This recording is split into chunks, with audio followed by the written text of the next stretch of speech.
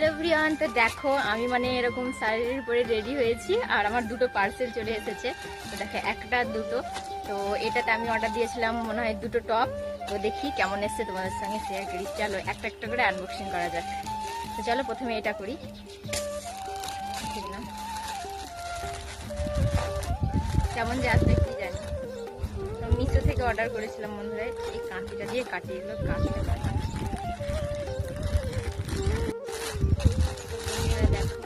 Wow, pink কালারই এসছে আমার শাড়ির কালার এরকম। একটা টপটা দেখে খুবই বন্ধুরা।